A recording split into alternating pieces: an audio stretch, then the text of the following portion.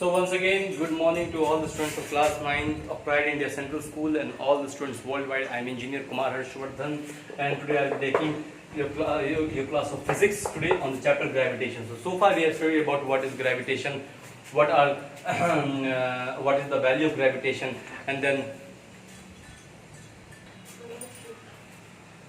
so we will be discussing about gravitation. So far we have discussed about what is gravitational force, what is G, and why the gravitational force between two bodies is very small. All these things we have studied. So today we will be studying about Kepler's law of planetary motion. Kepler's law of planetary motion. What we will be studying about today is the Kepler's law of planetary motion. So Kepler in the 16th century established three laws which governs the motion of the planet. Okay, Kepler in the 16th century. Kepler in the 16th century. Okay, what happened? Established. I am writing just EST. Okay, established three laws which governs the motion of planets, the motion of the planets, where basically around the sun. As you know that the sun is stationary, and if this is the sun, it is stationary. All the planets move around the sun. Suppose this is the earth, suppose this is the Jupiter. So like this, all the planets revolve around the sun. Sun is stationary. Sun does not move from its place. All of them revolve around the sun. Mercury, Earth, Jupiter, Venus, all of it revolve around the sun. Okay. So then the Kepler gave us three laws which would govern the motion of the planet. So we'll look on to the three laws. We'll go on and look for the first law. Law number 1. What did the Kepler say in law number 1? Planet moves in elliptical orbits around the sun, with the sun at one of the two foci of the elliptical orbit.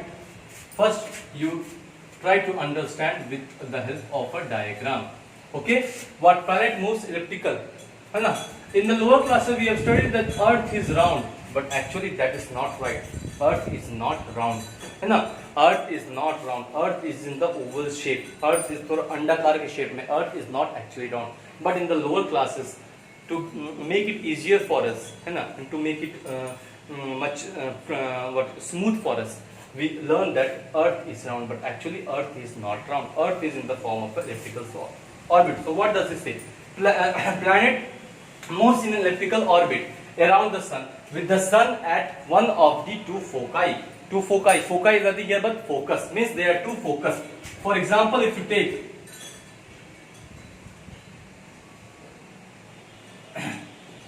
it will be in an elliptical shape. So if this is the one focus F1, this is the other focus F2. So what? Planet moves in an elliptical orbit. Suppose if this is the planet, suppose this is any planet, Earth you take, this is Earth. Okay, so this will move. The planet moves in an elliptical orbit. Around the sun. Where? Around the sun. If this is the sun at one of its foci, this is the sun. Okay, so the planet moves in an elliptical orbit around the sun, with the sun at one of the focus. F1 is equal to F2 is equal to foci, which we say, which is equal to focus. With sun at one of the kept at one of the sorry, with the sun at one of the two foci of the elliptical orbit. That is the path of the planet. That may be any planet, may it be Jupiter, may it be Venus, may it be Earth, may it be Mars. Around the sun is elliptical. Okay, around the sun is always elliptical. This was the first law. So now we will write it here. What does it say? The planet moves in elliptical orbit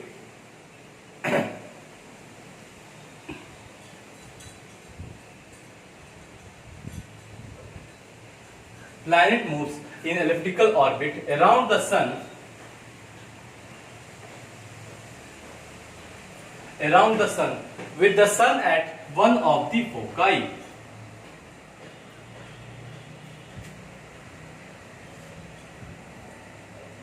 One of the foci, which is also known as the focus of the elliptical orbit Okay, so planet moves in elliptical orbit around the sun with the sun at one of the foci of the elliptical orbit. So this is rule number 1. I think law number 1 might be very much clear to you. Now we'll move on to law number 2. I love this. I think you can make a note of it.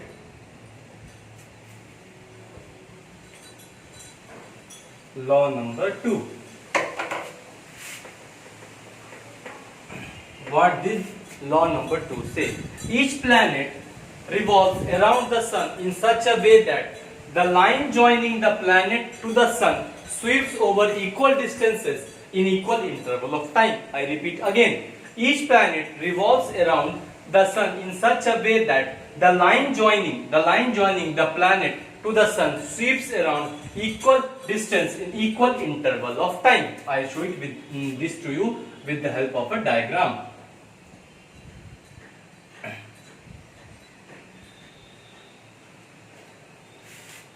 This is F1, F2. If here this is the sun, I will make it small. This is the sun here. F1. This is F2. Okay. Suppose the planet is here, then the planet is here. So it will make this. So this is the distance. Suppose now after moving, the planet goes to here, and then after moving goes to here. See, like this.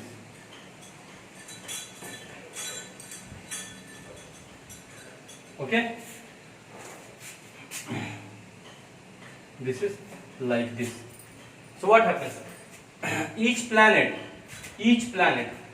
revolves around the sun in such a way that the line joining the planet to the sun, what happens? It sweeps over equal areas in equal interval of time.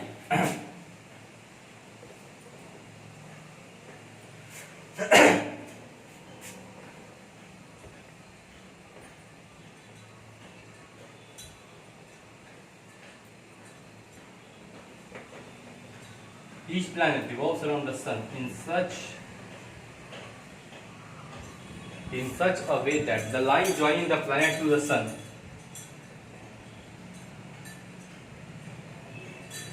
the line joining the planet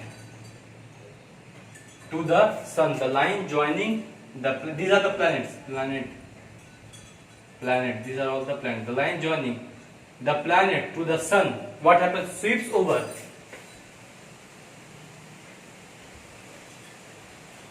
equal distance in equal interval of time. Sweeps over equal distance in equal interval of time. What happens? It sweeps over equal distance in equal interval of time. This is the law number 2 of the Kepler. So the 3 laws, we have seen the first law. This is the second law. Here F1, F2, I told you, foci, this focus.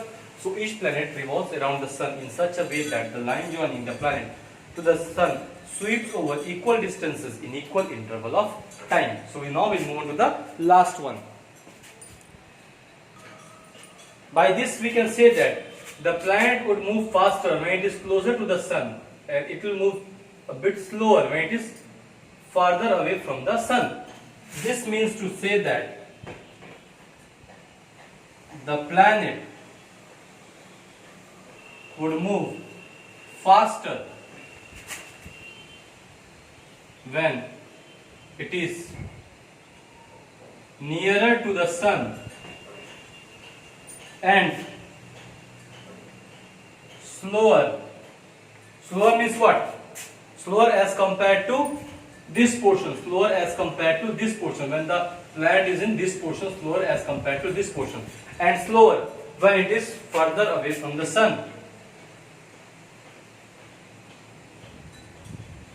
farther away from the sun, and slower when it is farther away from the sun. Okay, so now we'll move on to the third law, law number 3.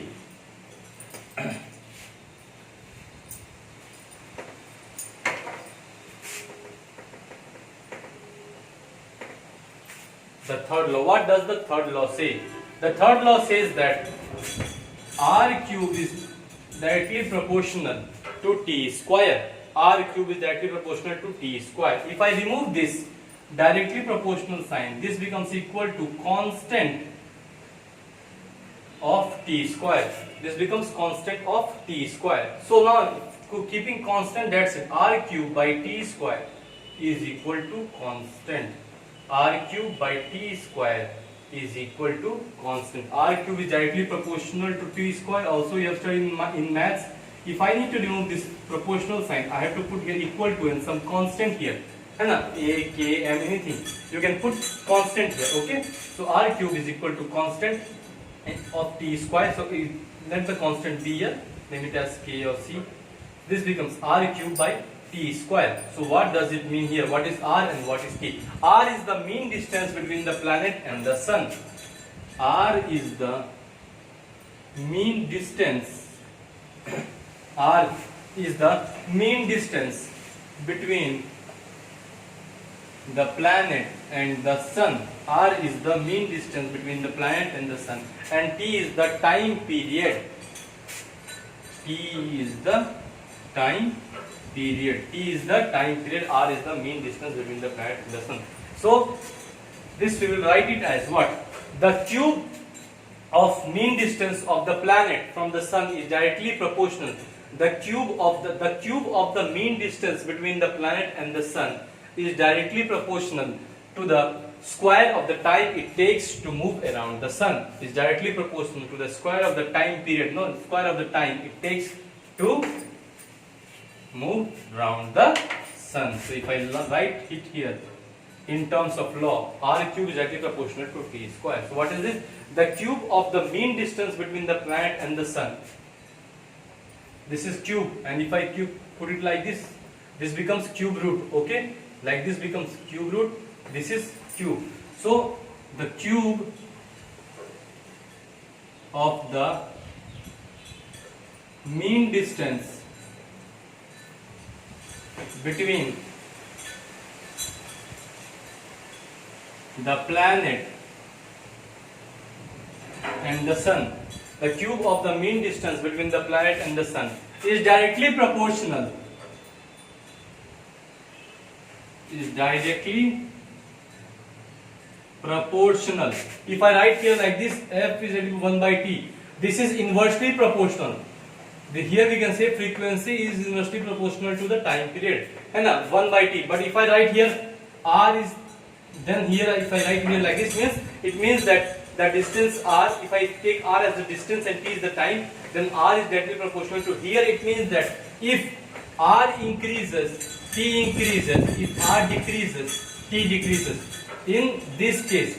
But if I take this case, if F increases, then T will decrease. And if F decreases, then T will increase. This becomes like this. That is why it is said as inversely proportional. Increase in one will decrease the other. Decrease in one will increase the other. In this, increase in one will increase the other. Decrease in one will decrease the other. But in this case, increase in one will decrease the other, and decrease in one will increase the other. Okay? This is what we mean by directly proportional, and this is inversely proportional. This we call it as inversely proportional. Inversely proportional, whereas this we call it as directly proportional. This we call it as directly proportional. Okay? So leaving apart all these things, we look at it here. The cube of the mean distance between the planet and the sun is directly proportional to the square. This is the square of time it takes, to the square of the time it takes to revolve around the sun or to move around the sun. To move around the sun. Okay? The Q of the mean distance between the planet and the sun is directly proportional to the square of the time it takes to move or revolve around the sun. Okay. Now we will see some of the drawbacks of Kepler's law of planetary motion. The drawbacks of the Kepler's law of planetary motion. I think up to here this is very much clear to you. I have been going very slow and very deep. Okay. So I think this you can easily understand. Kindly refer to your NCERT books also. Okay. So now I will write the drawbacks.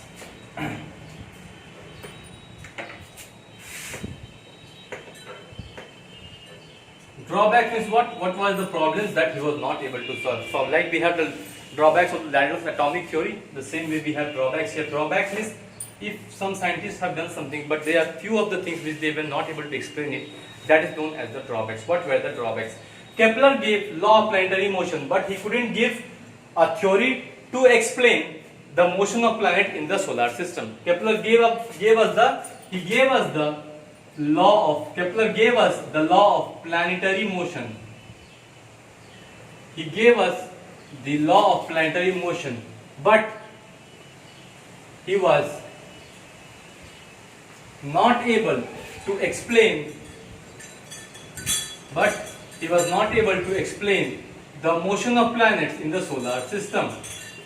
The motion of planets in the solar system. Correct?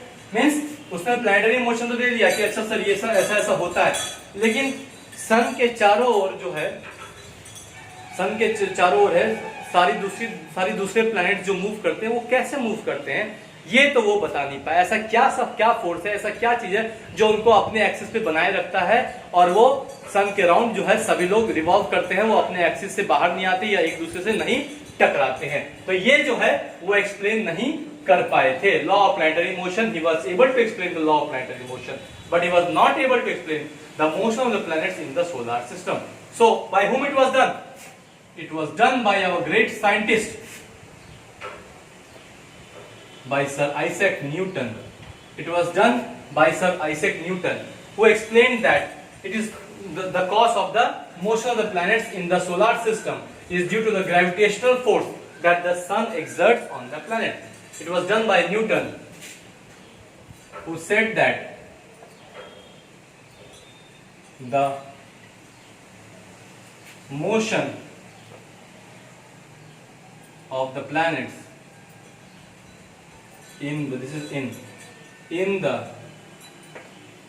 the motion of the planets in the solar system is due to the gravitational force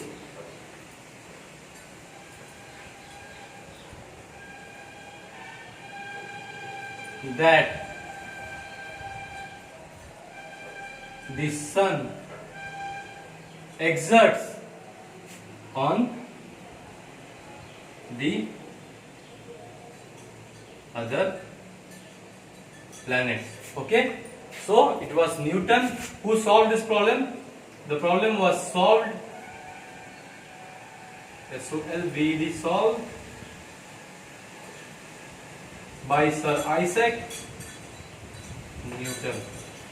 The problem was solved by Sir Isaac Newton. It was there was some pandemic at that time, and Newton had to go from his college to his home back, and there he, at that 1 year gap, he found out that why doesn't apple fall from the sky and all these other gravitational forces and gravitational laws, and he became one of the greatest scientists. In that 1 year span of time, he used to live alone, and he found out all those things. ऐसे लोग हम ऐसा सुनते हैं कि बहुत लोग complain करते हैं पैंडेमिक आ गया है, पैंडेमिक हो गया है, घर में बैठना पड़ रहा है, मज़ा नहीं आ रहा है, कुछ हो नहीं रहा है, कुछ काम में नहीं मन लग रहा है। लेकिन चीज़ों जब लोगों ने तभी चीज़ें डिस्कवर की है जब वो एकांत में, जब वो शांत में रहे हैं, जब वो एकाग्रित होकर रहे हैं, फुल अटेंशन उनका रहा है, दुनिया की बाहरी चीज़ों को डिस्ट्रैक्शन नहीं रहा उनको, तब लोगों ने दुनिया में जो है कई नए चीज़ों का आविष्कार किया है। ठीक है, तो इसमें क्या है, this problem was solved by Newton. He said that motion of the planet in the solar system is due to the gravitational force that the sun exerts on the other planet. इसी के कारण जो है वो लोग सब अपने axis पे बने रहते हैं और सन के चारों ओर रिवॉल्व करते हैं। ठीक है, अब एक है द इनवर्स स्क्वायर लॉ। इसमें वो कुछ पढ़ना नहीं है, बस आपको मैं बता देता हूं simply what is the inverse square law. So what is inverse square law?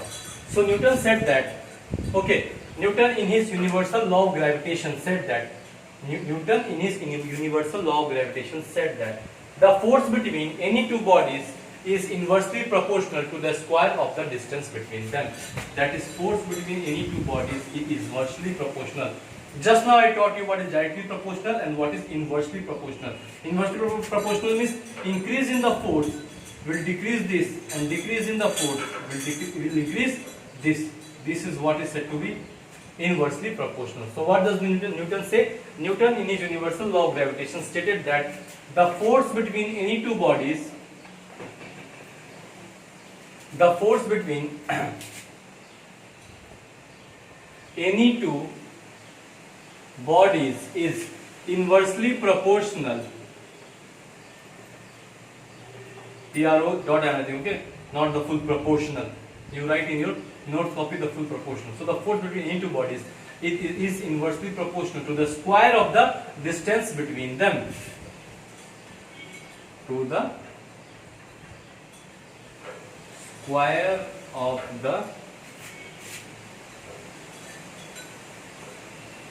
distance between them. So this is what was said here. That is, F is inversely proportional to 1 by R square. Okay.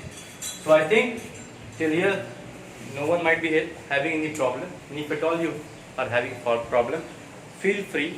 You can WhatsApp on the school group if at all you have any problem. And also you tell to your friends and your other people, see in our school they are teaching in this way. This is the way they teach. So this is how nicely they teach. And kindly let other people know and also come, that they can join our school and then they can take the benefits of the best teachings which is done in our school, है ना? So they can take the benefits of this. So kindly also tell other students to join our school and come here and study here, because we have very magnificent and very nice teachers who will teach you all these subjects, and especially the subject which is very important in life, that is maths, science. And nowadays English and general knowledge is also very important to clear all your competitive examinations. So kindly also inform other students also.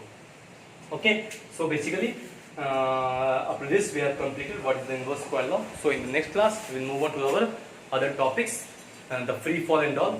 So till then, so for today I am signing off. I am Engineer Kumar Harshvardhan and I have been taking class on behalf of Pride India Central School, Rajham. So thank you so much to all the students for listening to me very patiently, and I would like to tell you that in this great pandemic, please stay at home, be safe, take care of elders and all your family members.